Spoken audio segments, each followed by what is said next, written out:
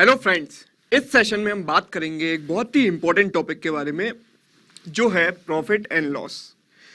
Profit का मतलब होता है हिंदी में लाभ और लॉस का मतलब होता है हानि। मतलब जब भी आप किसी चीज़ को खरीदते हैं तो आप उसे खरीदते हैं कॉस्ट प्राइस में, ठीक है, उसे बोलते हैं क्रय मूल्य। और जब उसे बेचते हैं तो उसे बेचते हैं एक सेलिंग प्राइस में, जैसे हिंदी में बोलते हैं विक्रय मूल्य।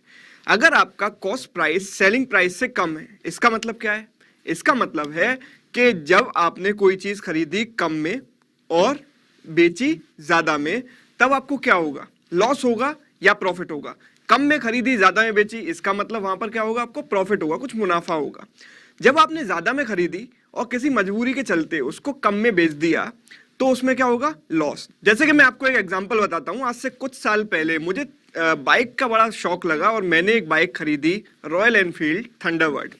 वो मैंने खरीदी 1,67,000 में, ठीक है। 1,67,000 में खरीद तो ली, लेकिन उसके 5-6 महीने बाद मुझे लगा कि दिल्ली में मौसम थोड़ा अच्छा नहीं है, कभी ज़्यादा गर्मी रहती है, कभी बारिश रहती है, कभी ठंड बहुत हो जाती है, तो बाइक के लायक यहाँ का मौसम है नहीं। तो मैंने डिसाइड किया कि मैं इसको बेचकर एक कार खरीद लेता तो कितना अच्छा होता, ठीक है। अब मैंने वो बाइक जब बेचना चाहा तो कोई भी कस्टमर, ऑल्दो वो बाइक बिल्कुल नई थी, एक नई बाइक थी, फिर भी उसकी रीसेल वैल्यू 1,25,000 से ज़्यादा कोई भी देने को तैयार नहीं था। तो मुझे मजबूरी के चलते, क्योंकि मुझे कार खरीदनी थी और उसका डाउन पेमेंट करना था, वो बाइक 1,25,000 में बेचनी पड़ी। तो मुझे कितने का लॉस हुआ? तो मेरा जो कॉस्ट प्राइस था वो था 1,67,000 और जो मैंने बेची वो प्राइस था 1,25,000। तो मुझे क्या हुआ? एक लॉस हुआ। वो लॉस कितने का हुआ? वो लॉस हुआ मेरे कॉस्ट प्राइस और सेलिंग प्राइस का डिफरेंस। मतलब 1,67,000 और 1,25,000 का डिफरेंस, वो कितना होगा? 42,000। तो अगर मैं बात करूं लॉस की, लॉस तब होता है जब आप कोई चीज ज्यादा में खरीदते हो और कम में बेच देते हो, किसी मजबूरी के चलते बेच सकते हो, ठीक है। और भी कई फैक्टर्स हो सकते हैं। कोई आदमी चाहता तो नहीं है कि उसे लॉस हो, वो चाहता तो प्रॉफिट ही है, लेकिन कई बार लॉस हो जाता है, ठीक है। तो लॉस होता है जब आपका कॉस्ट प्राइस ज्यादा हो और सेलिंग प्राइस कम हो। और प्रॉफिट कब होता है? कि जब कोई चीज आप कम में खरीदो और उसे ज्यादा में सेल कर दो, जैसा कि शॉपकीपर अक्सर करते हैं, ठीक है, उसको बोलते हैं प्रॉफिट। तो देखो, दो टाइप के प्राइस होते हैं, एक होता है कॉस्ट प्राइस और एक होता है सेलिंग प्राइस, ठीक है। जब कॉस्ट प्राइस ज्यादा होगा तो मुझे वहां पर क्या हो जाएगा? लॉस हो जाएगा, यानी कि हानि हो जाएगी। और जब कॉस्ट प्राइस कम होगा और सेलिंग प्राइस ज्यादा होगा तो इस केस में मुझे हो जाएगा प्रॉफिट, ठीक है। तो प्रॉफिट और लॉस डिसाइड करने के दो ही पैरामीटर हैं, कॉस्ट प्राइस और सेलिंग प्राइस। जब बात की जाए कॉस्ट प्राइस ज्यादा है तो लॉस होगा और सेलिंग प्राइस ज्यादा है तो प्रॉफिट होगा, ये बात आपको समझ लेनी चाहिए, ठीक है। कोई भी अदर फैक्टर्स इस चैप्टर में इन्वॉल्व नहीं होगा, ठीक है। केवल दो ही प्राइस इन्वॉल्व होंगे, कॉस्ट प्राइस और सेलिंग प्राइस। उन्हीं को देखकर आप डिसाइड कर सकते हो कि आपको प्रॉफिट हुआ या फिर लॉस हुआ। तो अब बात करते हैं कि प्रॉफिट और लॉस की वैल्यू क्या होगी। हमने ये तो डिसाइड कर लिया कि प्रॉफिट हो रहा है या लॉस हो रहा है, लेकिन वो कितना होगा? एब्सोल्यूट टर्म में प्रॉफिट और लॉस कितना होगा, उसकी वैल्यू हम डिसाइड कर सकते हैं कॉस्ट प्राइस और सेलिंग प्राइस के डिफरेंस से। तो देखो, हम प्रॉफिट की अगर बात करें तो प्रॉफिट होगा selling price minus cost price, क्योंकि सेलिंग प्राइस ज्यादा होता है और कॉस्ट प्राइस कम होता है, तभी प्रॉफिट होता है। और अगर लॉस की बात करें तो लॉस होता है cost price minus selling price, ठीक है। अब ये तो बात हो गई प्रॉफिट और लॉस की एब्सोल्यूट वैल्यूज की। अब अगर मैं बात करूंगा कि परसेंटेज प्रॉफिट और परसेंटेज लॉस कितना हुआ, क्योंकि अक्सर लोग बात करते हैं परसेंटेज प्रॉफिट और परसेंटेज लॉस की, कि आपने कितने परसेंट प्रॉफिट में उसको बेच दिया और या फिर कितना परसेंट लॉस आपको इनकर हुआ। तो अगर हम परसेंटेज प्रॉफिट की बात करें तो परसेंटेज प्रॉफिट हमेशा होता है profit as a percentage of cost price, ठीक है। एक एग्जांपल लेते हैं कि सपोज कोई चीज मैंने खरीदी 200 रुपए में, ठीक है, और मैंने उसे 20% प्रॉफिट में बेचा। अगर कोई चीज खरीदी 200 रुपए में, मतलब उसका क्रय मूल्य यानी कि कॉस्ट प्राइस कितना माना जाएगा? कॉस्ट प्राइस माना जाएगा 200 रुपए। और सेलिंग प्राइस कितना आएगा? क्योंकि मुझे पता है कि वहां पर जो प्रॉफिट है वो 20% है, तो बाई डिफॉल्ट में मानकर चलूंगा कि 20% किस पर है? 20% है कॉस्ट प्राइस पर। और कॉस्ट प्राइस था 200, और 200 का 20% सबको पता है कितना होता है, 40।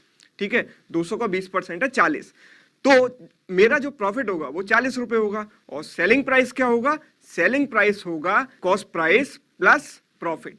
ठीक है, मतलब 200 प्लस 40, 240 रुपए। तो एक सीधा सा कॉन्सेप्ट है कि जब भी आप प्रॉफिट परसेंट या फिर लॉस परसेंट कैलकुलेट करोगे वो हमेशा किस पर करोगे, कॉस्ट प्राइस पर। ठीक है, यानी कि जो भी वस्तु है, जो भी आर्टिकल है, उसके क्रय मूल्य पर। तो अगर मैं प्रॉफिट की बात करूं तो प्रॉफिट की वैल्यू क्या है, selling price minus cost price, और बेस रखना है आपको कॉस्ट प्राइस। ठीक है, लेकिन कई बार आप देखोगे कि डीआई के किसी क्वेश्चन में कभी कभी एक छोटी सी लाइन लिखी होती है कि profit percent and loss percent are given on selling price. ठीक है, जो प्रॉफिट परसेंट और लॉस परसेंट आपको दिए हुए हैं वो सेलिंग प्राइस पर कैलकुलेट किए गए हो, तो उस एक्सेप्शन केस में, वो कुछ एक्सेप्शन है, उस केस में आपको बेस सेलिंग प्राइस रखना है। अदरवाइज अगर नहीं दिया कहीं भी कुछ, तो आपको बाय डिफॉल्ट मानकर चलना है अपनी कॉमन सेंस से कि प्रॉफिट परसेंट और लॉस परसेंट जो भी हम कैलकुलेट करेंगे हमेशा कॉस्ट प्राइस को बेस में रखकर करेंगे। ठीक है, अब अगर बात की जाए लॉस परसेंट की, तो लॉस परसेंट भी कॉस्ट प्राइस पर या कॉस्ट प्राइस को बेस मानकर कैलकुलेट होता है, यानी कि loss upon cost price into 100, यानी कि cost price minus selling price upon cost price into 100। ठीक है, अब देखो इन फॉर्मूला को एक बार ध्यान से देखो तो कोई रिजल्ट आप निकाल सकते हो। इस फॉर्मूले को अगर हम देखें तो थोड़ा सा अगर इसको मैनिपुलेट करें, यानी कि मैं अगर इसको ऐसे लिख दूं, देखो सीपी से अगर दोनों में डिवाइड किया तो क्या आएगा, ये फॉर्मूला बन जाएगा SP upon CP minus 1 into 100। ठीक है, और ये फॉर्मूला क्या बन जाएगा, ये फॉर्मूला बन जाएगा 1 minus SP upon CP into 100। ठीक है, अब अगर आप थोड़ा सा इनको गौर करें तो आपको कुछ याद आएगा परसेंटेज चैप्टर से। और परसेंटेज चैप्टर से क्या याद आएगा इन फॉर्मूला को देखकर, तो अगर आप थोड़ा सा दिमाग पर जोर डालो तो आपको याद आएगा एक फॉर्मूला जो होता है परसेंटेज इंक्रीज और डिक्रीज के लिए। परसेंटेज इंक्रीज और डिक्रीज के फॉर्मूले क्या होते हैं, वो फॉर्मूले होते हैं final minus initial upon initial into 100। कुछ याद आया आपको, तो ये फॉर्मूला कुछ उसी के जैसा है ना कि final minus initial upon initial into 100 या फिर final upon initial minus 1 into 100। ये फॉर्मूला किससे मिलता जुलता है, ये फॉर्मूला मिलता जुलता है परसेंटेज डिक्रीज के फॉर्मूले से। वो फॉर्मूला क्या होता है, initial minus final upon initial into 100। तो अगर हम उससे अगर इसको कोरिलेट करने की कोशिश करें तो ये बनेगा परसेंटेज इंक्रीज और लॉस बनेगा परसेंटेज डिक्रीज, जहां पर इनिशियल वैल्यू होगी कॉस्ट प्राइस और फाइनल वैल्यू होगी सेलिंग प्राइस। तो अगर ये छोटी सी बात आपने यहां पर नोटिस कर ली तो आपका पूरे परसेंटेज प्रॉफिट एंड लॉस या फिर मैं कहूं केवल प्रॉफिट एंड लॉस चैप्टर के क्वेश्चन सॉल्व करना बहुत ही आसान हो जाएगा, क्योंकि जो प्रॉफिट एंड लॉस एक चैप्टर है ये पूरा बेस्ड है percentage increase and percentage decrease के कॉन्सेप्ट पर। तो अगर फॉर्मूला लिखते टाइम आपने ये बात नोटिस कर ली तो सारे क्वेश्चन हम परसेंटेज इंक्रीज और परसेंटेज डिक्रीज के कॉन्सेप्ट से ही सॉल्व कर सकते हैं। ठीक है, तो आपने यहाँ पर नोटिस कर लिया कि प्रॉफिट होता है परसेंटेज इंक्रीज और लॉस होता है परसेंटेज डिक्रीज, और दोनों ही केस में इनिशियल वैल्यू होती है कॉस्ट प्राइस और फाइनल वैल्यू होती है सेलिंग प्राइस। बस इतनी सी बात अगर आपने याद कर ली तो कोई फॉर्मूला कभी भी आपको देखने की जरूरत है ही नहीं। आप सीधे परसेंटेज इंक्रीज और डिक्रीज का कॉन्सेप्ट लगाकर प्रॉफिट एंड लॉस का कोई भी क्वेश्चन सॉल्व कर सकते हैं। ठीक है, तो हम देखेंगे कि परसेंटेज इंक्रीज और डिक्रीज का कॉन्सेप्ट लगाकर क्वेश्चंस को कैसे सॉल्व किया जा सकता है।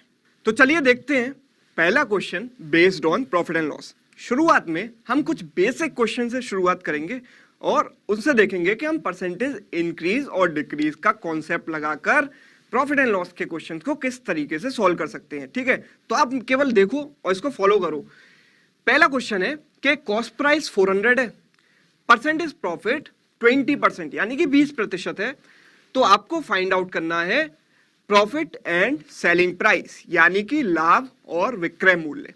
ठीक है, तो अगर मैं बात करूं कॉस्ट प्राइस और सेलिंग प्राइस की तो हमेशा आपको इस तरीके से लिखना है। इस तरीके से लिखना है मतलब पहले लिखना है कॉस्ट प्राइस और बाद में लिखना है सेलिंग प्राइस, क्योंकि मैंने आपको बताया था कि कॉस्ट प्राइस होती है इनिशियल वैल्यू और सेलिंग प्राइस होती है फाइनल वैल्यू। तो अगर इनिशियल वैल्यू है 400, इस क्वेश्चन में कॉस्ट प्राइस दे रखा है 400 और परसेंटेज प्रॉफिट आपको दे रखा है 20%। तो मैंने क्या बताया था कि परसेंटेज प्रॉफिट होता है परसेंटेज इंक्रीज, ठीक है। तो मतलब कॉस्ट प्राइस में आपको 20% की इंक्रीज करनी पड़ेगी, ठीक है। अगर मैं बोलता हूं 20% प्रॉफिट है तो 20% किसका? कॉस्ट प्राइस का। तो 20% इसका कितना हुआ? इसका 10% हुआ 40 और 20% हो गया 80, यानी कि 80 ऐड कर दो इसमें, तो 400 प्लस 80 ये बन गया 480, ठीक है। सेलिंग प्राइस बन गया 480। कितना आसान था, कुछ भी नहीं करना था, इसका 20% निकालकर उसमें ऐड कर देना था। तो सेलिंग प्राइस तो आ गया 480 और प्रॉफिट कितना हुआ? प्रॉफिट हुआ 80 रुपए का, क्योंकि सेलिंग प्राइस और कॉस्ट प्राइस में डिफरेंस कितना है, अंतर कितना है? 80 रुपए का। तो प्रॉफिट हो गया 80 रुपए और सेलिंग प्राइस हो गया 480 रुपीज। तो आपने यहां पर एक चीज नोटिस की कि आप सिंपल परसेंटेज इंक्रीज और डिक्रीज का कॉन्सेप्ट लगाएं और क्वेश्चन 5 सेकंड में सॉल्व हो गया। चलिए देखते हैं दूसरा क्वेश्चन। दूसरा क्वेश्चन है सेलिंग प्राइस 600 है, प्रॉफिट परसेंट 25%, यानी कि 25% है। तो आपको फाइंड करना है प्रॉफिट एंड कॉस्ट प्राइस, ठीक है, लाभ और क्रय मूल्य। तो यहां पर आपको विक्रय मूल्य यानी कि सेलिंग प्राइस दे रखा है, तो हम फिर भी उसी तरीके से लिखेंगे। सबसे पहले लिखेंगे कॉस्ट प्राइस, फिर लिखेंगे सेलिंग प्राइस, ठीक है। सबसे आसान तरीका होता है ये कॉस्ट प्राइस और सेलिंग प्राइस से रिलेटेड क्वेश्चंस को सॉल्व करने का। तो देखिए यहां पर सेलिंग प्राइस आपको दे रखा है 600 यानी कि 600 रुपए और परसेंटेज प्रॉफिट है 25% यानी कि बढ़ोतरी है 25% की, ठीक है। कहां से कहां तक? कॉस्ट प्राइस से सेलिंग प्राइस तक, क्योंकि बेस किसको मानते हैं? बार बार याद दिला रहा हूं, बेस मानते हैं कॉस्ट प्राइस को। तो अब देखो यहां पर थोड़ा सा मामला उल्टा हो गया। उल्टा क्या हो गया? क्योंकि आपको रिवर्स में जाना है। आपको परसेंटेज इंक्रीज पता है, फाइनल वैल्यू पता है और इनिशियल वैल्यू नहीं पता। फिर से चले जाओ परसेंटेज के चैप्टर पर, वहां पर क्या बताया गया था कि जब भी आपको फाइनल वैल्यू पता हो, इनिशियल वैल्यू नहीं पता हो और परसेंटेज इंक्रीज या डिक्रीज पता हो, तो आपको क्या करना होता है? मल्टीप्लिकेशन फैक्टर से डिवाइड करना होता है, ठीक है। इतनी कहानी पता है, ठीक है। अब ये बताओ कि 25% के लिए मल्टीप्लिकेशन फैक्टर क्या होगा? 25% होता है फ्रैक्शन में 1/4। तो इसके लिए अगर मैं मल्टीप्लिकेशन फैक्टर की बात करूं तो हम क्या करेंगे? 1 + 1/4। 1 + 1/4 क्या हुआ? 5/4। यानी कि अगर मैं फॉरवर्ड जाता, यानी कि आगे की दिशा में जाता, तो मुझे 5/4 यानी कि 5/4 से गुणा करना पड़ता, मल्टीप्लाई करना पड़ता। अब मैं उल्टा जाना चाहता हूं, तो उल्टा जाने के लिए किससे मल्टीप्लाई करेंगे? किससे मल्टीप्लाई करेंगे? रिवर्स से, यानी कि 4/5 से मल्टीप्लाई कर देंगे। तो इसको 4/5 से मल्टीप्लाई किया और रिवर्स जाने के लिए, तो 600 × 4/5 कितना होगा? देखो 5 से कटेगा 120 बार और 120 × 4 हो गया 480। कॉस्ट प्राइस आ गया, ठीक है। तो आप देख सकते हो कि परसेंटेज इंक्रीज डिक्रीज और परसेंटेज के जो कॉन्सेप्ट हैं वो यहां पर किस तरीके से आप अप्लाई कर सकते हो, ठीक है, ताकि बिना फॉर्मूला लगाए आपका क्वेश्चन सॉल्व हो सके। तो आपका कॉस्ट प्राइस आ गया 480 रुपए, सेलिंग प्राइस था 600 रुपए।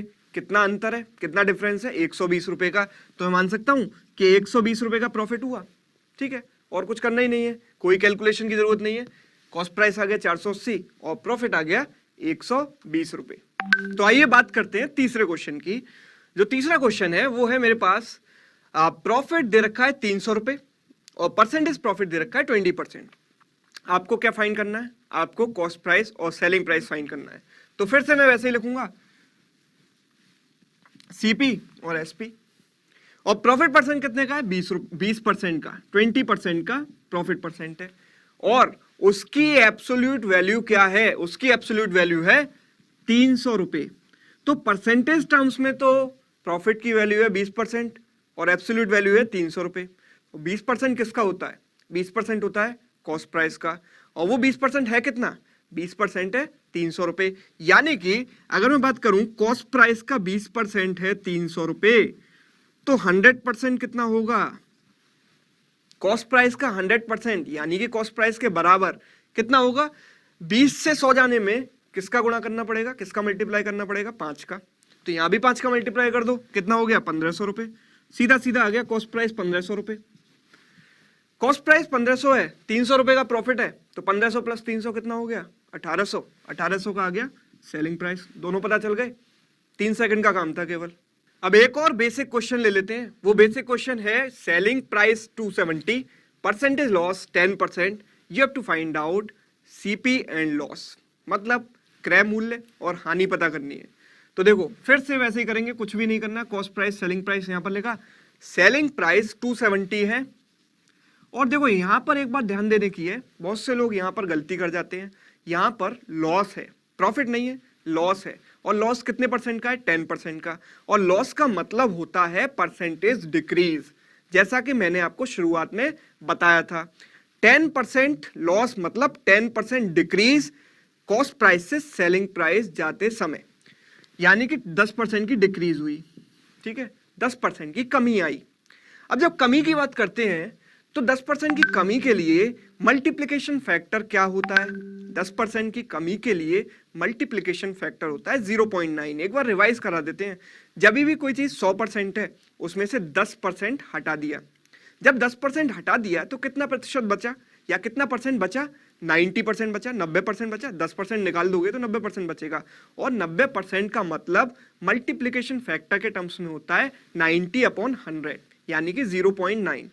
रिवर्स जाने के लिए मल्टीप्लिकेशन फैक्टर से आपको क्या करना होता है? डिवाइड। और -10% के लिए मल्टीप्लिकेशन फैक्टर क्या है? 0.9। 0.9 से डिवाइड कर दो। तो उल्टा गए हम, 270 को डिवाइड कर दिया 0.9 से, कितना आएगा? 300। कॉस्ट प्राइस आ गया। कॉस्ट प्राइस ज्यादा है, सेलिंग प्राइस कम है। इसका मतलब मेरे दिमाग में आएगा कि यहां पर क्या है? लॉस है। और लॉस कितने का है? जितना उनका डिफरेंस है। डिफरेंस कितना है? 300 में से 270 घटाया तो डिफरेंस आया 30 रुपए का। तो लॉस आ गया 30 रुपए और कॉस्ट प्राइस आ गया 300 रुपए। अब देखो हमने यहां पर 4 बेसिक क्वेश्चन लिए और उनसे आपको समझाने की कोशिश की कि परसेंटेज प्रॉफिट और परसेंटेज लॉस केवल डिपेंड है परसेंटेज इंक्रीज और परसेंटेज डिक्रीज के कॉन्सेप्ट पर। अब हम आगे बढ़ते हैं और एक क्वेश्चन लेते हैं जो थोड़ा सा डिफिकल्ट हो जाएगा, ठीक है, डिफिकल्ट हो जाएगा, लेकिन इन क्वेश्चंस के कंपैरिजन में अभी भी क्वेश्चन डिफिकल्ट नहीं है। क्वेश्चन क्या है? There is a profit of 20% on the cost price of an article, find the profit percent when calculated on the selling price. जो आर्टिकल खरीदा, ठीक है, जो भी सामान खरीदा उसमें लाभ हुआ 20% का जब कैलकुलेट किया गया क्रय मूल्य पर। और अगर मैं उसको विक्रय मूल्य यानी कि सेलिंग प्राइस पर कैलकुलेट करूं तो मुझे कितना परसेंट का प्रॉफिट होगा, ये आपको बताना है, ठीक है। तो देखो इसको करने के 2-3 तरीके हो सकते हैं। सबसे आसान तरीका बता देता हूं। देखो यहां पर लिखा कॉस्ट प्राइस, यहां पर लिखा सेलिंग प्राइस। सबसे आसान मेथड की बात करेंगे, हालांकि देख लेते हैं 2-3 मेथड, लेकिन सबसे आसान कौन सा है? वो ये वाला है। देखो there is a profit of 20% on the cost price of the article. पता नहीं है कॉस्ट प्राइस कितना है, मान लिया 100 रुपए है, मान लिया 100 रुपए है और कॉस्ट प्राइस पर प्रॉफिट कितना है? 20%, ठीक है। 20% किसका? कॉस्ट प्राइस का। तो इसका 20% कितना हुआ?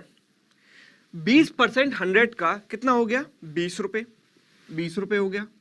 अगर मैं रुपीस के टर्म्स में बात करूं तो 20 रुपए। तो 100 + 20 120 आ गया सेलिंग प्राइस, ठीक है।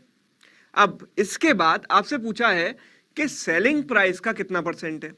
जो प्रॉफिट है वो सेलिंग प्राइस का कितना परसेंट है? प्रॉफिट है 20 रुपए, सेलिंग प्राइस है 120 रुपए, तो 20 का कितना परसेंट, या मैं बात करूं 120 का कितना परसेंट है 20 रुपए, तो वो है 1/6 यानी कि 1/6।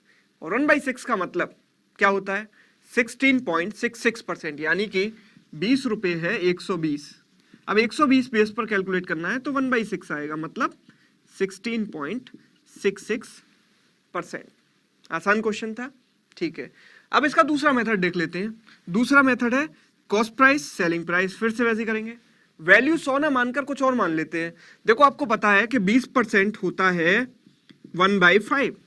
20% का मतलब होता है 1/5।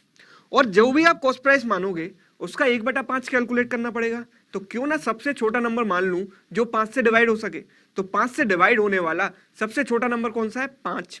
तो यहां मान लिया 5 और 5 का 20% कितना हो गया? 1 रुपए। तो यहां पर ₹1 का प्रॉफिट होगा। और 1 रुपए का प्रॉफिट अगर हुआ तो 5 + 1 6 रुपए का सेलिंग प्राइस आ गया। और सेलिंग प्राइस 6 रुपये, प्रॉफिट 1 रुपये है, तो प्रॉफिट परसेंट हुआ 1/6 यानी कि 16.66%। अगर 100 से मल्टीप्लाई करोगे तो भी कोई फर्क नहीं है, आपको 1/6 की वैल्यू पहले से ही रटी हुई होनी चाहिए। ठीक है, तो ये दो मेथड है, या तो 100 मान का कर दो या 5 मान का कर दो, दोनों ही बराबर टाइम लेने वाले हैं। ठीक है, बढ़ते हैं अगले क्वेश्चन की तरफ। अगले क्वेश्चन की कहानी कुछ इस तरीके से है कि by selling a bicycle for ₹2850, एक साइकिल को 2850 रुपए में बेचने पर एक शॉपकीपर यानी कि एक दुकानदार को गेन हुआ 14% का, यानी कि लाभ हुआ 14% का। तो if the profit is reduce to 8%, find the selling price of the bicycle. ठीक है, अगर प्रॉफिट को 8% पर कर दिया जाए, यानी कि शॉपकीपर को केवल 8% का प्रॉफिट चाहिए, 8% का प्रॉफिट चाहिए, तो उसे कितना सेलिंग प्राइस यानी कि विक्रय मूल्य रखना पड़ेगा। ठीक है, अब पता नहीं कि उसको पहले 14% का प्रॉफिट हुआ, उसे 8% का क्यों चाहिए, किसी भी कंडीशन की वजह से हो सकता है उसे सेकंड केस में 8%, केवल 8% का प्रॉफिट चाहिए, तो उसे कितने में बेचना पड़ेगा। ठीक है, अब देखते हैं, देखो यहां लिख दिया कॉस्ट प्राइस, सेलिंग प्राइस।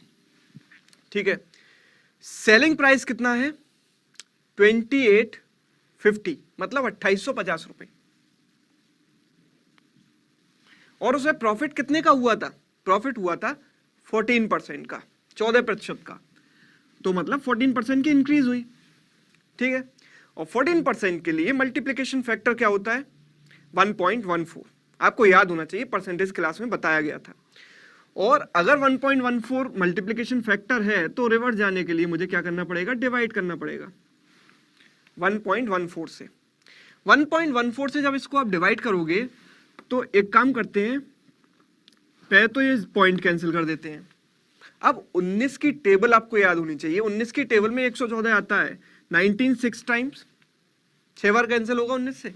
ठीक है, और ये कितनी बार कैंसिल होगा, एक बार, फिर बचेगा 9, 95, 95 5 टाइम्स, और 0 0 0, 15,000 अपॉन 6, तो 15,000 अपॉन 6 करूंगा तो ये आएगा 2500। मतलब कि जो आर्टिकल था उसका कॉस्ट प्राइस आ गया आपके पास कितना, 2500 रुपए। कॉस्ट प्राइस तो 2500 ही रहेगा, चाहे वो प्रॉफिट कम ले या ज्यादा ले, कॉस्ट प्राइस को कोई मतलब नहीं होता। ठीक है, क्योंकि कॉस्ट प्राइस रहता है फिक्स। अब आपके ऊपर है आप कितने बेचो, आप लाभ लो या हानि लो, प्रॉफिट लो लॉस लो, कोई मतलब नहीं होता, कॉस्ट प्राइस तो सेम ही रहता है। एक बार आपने आर्टिकल परचेज कर लिया, उसके बाद आप कितने बेचना चाहते हो, प्रॉफिट परसेंट उस पर डिपेंड करता है। तो कॉस्ट प्राइस मेरे पास हो गया फिक्स, कितना 2500 रुपए। अब मुझे प्रॉफिट परसेंट कितने का चाहिए, 8% का, तो 8% इसको बढ़ा दूंगा। 8% इसका कितना होगा, अगर मैं इसके 1% की बात करूं तो 1% कितना होगा, 25 रुपए। 1% 25 है तो 8% 1% का 8 गुना होगा, 25 इंटू 8 200 रुपए। 200 रुपए बढ़ा दिए तो मतलब कितने बेचा, 2500 प्लस 200 2700 रुपए में। मतलब आंसर इस क्वेश्चन का क्या है, 2700। चलिए बात करते हैं अगले क्वेश्चन की। अगला क्वेश्चन है, a shopkeeper sold an article at a loss of 20%। एक दुकानदार ने एक आर्टिकल 20% के लॉस पर बेचा। Okay, instead if he had sold it for 750 मोर, यानी कि अगर उसने 750 रुपए ज्यादा में उसे बेचा होता, मतलब पहले जितने बेचा है 750 बढ़ाकर उसे अगर बेचता तो उसे लॉस की जगह प्रॉफिट होता, और वो प्रॉफिट कितना होता, 10% का। तो आपसे पूछा गया है कि कॉस्ट प्राइस क्या होगा। ठीक है, अब देखो ये क्वेश्चन थोड़ा सा लॉजिकल है, थोड़ा सा ट्रिकी है। अगर आप चाहें तो इस क्वेश्चन को 10 सेकंड में सॉल्व कर सकते हैं। पहले देख लेते हैं 10 सेकंड वाला मेथड क्या है। देखिए यहां पर होता है हमारे पास कॉस्ट प्राइस, सपोज यहां पर मेरे पास है कॉस्ट प्राइस। जब भी प्रॉफिट होगा तो आप सेलिंग प्राइस थोड़ा सा कॉस्ट प्राइस से ज्यादा करके बेचेंगे। और लॉस अगर आप चाहते हैं, हालांकि कोई लॉस चाहता नहीं है, लेकिन अगर किसी कंडीशन की वजह से आपको लॉस इनकर करना पड़े, लॉस हो, तो सेलिंग प्राइस कहां जाएगा, कॉस्ट प्राइस से नीचे चला जाएगा। ठीक है, तो जैसे कि उसको पहले केस में लॉस हो रहा है 20% का, यानी कि 20% का, तो उसका जो सेलिंग प्राइस होगा वो कॉस्ट प्राइस से नीचे होगा। कितना परसेंट नीचे होगा, 20% नीचे। तो यहां पर उसका सेलिंग प्राइस रहा होगा, यहां रहा कॉस्ट प्राइस, नीचे रहा सेलिंग प्राइस। अगर उसे प्रॉफिट चाहिए यानी कि लाभ चाहिए तो कॉस्ट प्राइस से बढ़ाकर थोड़ा बेचना पड़ेगा। जैसा कि उसे दूसरे केस में प्रॉफिट हो रहा है कितने परसेंट का, 10% का। खास बात यह है कि चाहे प्रॉफिट परसेंट हो या लॉस परसेंट हो, दोनों ही कैलकुलेट किए जाते हैं सीपी पर, यानी कि कॉस्ट प्राइस पर। तो कॉस्ट प्राइस से 10% बढ़ा दिया, प्लस 10%। अच्छा, पहले उसने यहां पर लाकर बेचा, दूसरे केस में उसने यहां पर ले आया, यानी कि जो सेलिंग प्राइस पहले यहां पर था अब यहां पर है, तो सेलिंग प्राइस में टोटल डिफरेंस कितना आ गया, पहले 20% कम कर दिया, अब 10% बढ़ा दिया, मतलब कि टोटल जो मार्जिन आ गया वो कितने परसेंट का आ गया, 20 प्लस 10 यानी कि 30% का मार्जिन आ गया। 30% ऑफ किसका, सीपी का। और 30% का जो डिफरेंस आया वो कितने का आया एब्सोल्यूट टर्म्स में। इसके लिए अगर आप क्वेश्चन को देखोगे तो क्वेश्चन में दिया है कि he had sold it for 750 मोर, मतलब कि 750 ज्यादा में बेचा होता, पहले जितने में बेचा है उससे 750 बढ़ाकर बेचा होता, यानी कि जो ये जो मार्जिन है 30% का वो एब्सोल्यूट टर्म्स में किसके इक्विवेलेंट है, 750 के इक्विवेलेंट है। मतलब मैं इसको लिख सकता हूं इक्वल्स टू 750। ठीक है, ये आ गया 30%। तो 1% कितना हुआ, 1% ऑफ सीपी, और मैं सीधे बोल सकता हूं 30/100, 30% means 30/100 of CP is equal to 750। ठीक है, अब देखो ये 30 तो इसको कैंसिल कर देगा 25 टाइम्स, तो सीपी आ गया यहां पर 25 × 100 मतलब 2500 रुपए। तो इससे आपको पता चल गया कॉस्ट प्राइस कितना होना चाहिए, 2500 रुपीज। देखो आसान सा मेथड था, एक बार रिपीट कर देते हैं अगर किसी को समझ में ना आया हो तो। पहले सीपी यहां पर था, उसने 20% लॉस इनकर किया तो 20% नीचे बेचा, सीपी से 20% कम में बेचा, फिर दूसरे केस में से 10% का प्रॉफिट हो गया, मतलब 10% बढ़ाकर बेचा, तो टोटल डिफरेंस आ गया 30%। और एब्सोल्यूट टर्म्स में जो डिफरेंस है उसने जो बेचा है 750 ज्यादा में बेचा है, यानी कि जो 30% का डिफरेंस है, जो 30% का मार्जिन है वो 750 के बराबर होना चाहिए। जब मैंने उसको बराबर किया तो सीधे सीधे सीपी की वैल्यू आ गई 2500 रुपए। अब कुछ लोग कहेंगे कि सर इसका कोई दूसरा मेथड भी हो सकता है क्या। ठीक है, तो अगर वो लोग कहेंगे तो उनके लिए बता देते हैं दूसरा मेथड भी हो सकता है। ठीक है, तो वो दूसरा मेथड क्या होगा, वो दूसरा मेथड इससे थोड़ा सा ज्यादा टाइम कंज्यूमिंग होगा, मतलब कुछ सेकंड्स में टाइम ज्यादा लगेगा, लेकिन वो भी अच्छा मेथड है, तो उसको भी देख लो।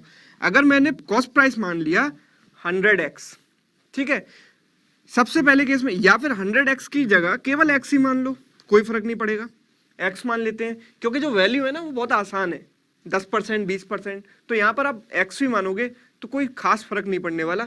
सबसे पहले केस में उसे 20% का लॉस हुआ है, 20% का घाटा हुआ है, 20% का घाटा हुआ है, यानी कि जो कॉस्ट प्राइस में 20% की कमी आ गई है, और 20% की कमी आना मतलब कितना बचना, 100% में से 20% निकाल दिया, यानी कि कितना परसेंट बचा, 80% बचा। 80% का मतलब 0.8x क्या होना चाहिए, सेलिंग प्राइस। अब मैंने जैसा कि आपको पहले भी बताया था कि कॉस्ट प्राइस में कोई फर्क नहीं पड़ता, क्योंकि एक बार शॉपकीपर ने जो आर्टिकल खरीद लिया वो खरीद लिया, वो प्राइस चेंज नहीं होने वाला। आप चेंज किसको कर सकते हो, सेलिंग प्राइस को। तो कॉस्ट प्राइस तो सेकंड केस में भी एक्स ही रहेगा, और सेकंड केस में उसे 10% का प्रॉफिट होगा। 10% का प्रॉफिट कब होगा, जब इसे वो 750 रुपए ज्यादा में बेचेगा। तो पहले कितने में बेचा था, 0.8x में, अब कितने में बेचना चाहिए, 750 ज्यादा में, मतलब अब उसका जो सेलिंग प्राइस आ गया 0.8x प्लस 750 आ गया। ठीक है, और अगर आप ध्यान से देखो तो ये 10% इंक्रीज हुआ है x, अगर x में 10% इंक्रीज किया यानी कि किससे मल्टीप्लाई किया, 1.1 से, क्योंकि आप सबको पता है कि 10% इंक्रीज के लिए मल्टीप्लिकेशन फैक्टर होता है 1.1, 1 + 10/100। तो इसका मतलब ये इक्वल किसके होना चाहिए, 1.1x के। तो 1.1x माइनस 0.8x बन गया 0.3x इज इक्वल टू 750। जब इसको आप सॉल्व करेंगे तो 750 0.3 इसको कैंसिल करेगा 2500 टाइम्स, तो इससे भी आंसर आएगा सेम। तो लेकिन ये जो मेथड है ना, जो फर्स्ट वाला मेथड बताया, इसके लिए आपको हो सकता है कि पेन भी पिक करने की जरूरत ना पड़े अगर आपकी मेंटल कैलकुलेशन थोड़ी सी स्ट्रांग है तो, लेकिन इसके लिए हो सकता है आपको थोड़ा सा पेन पिक करने की जरूरत पड़ जाए। तो first method is a better method.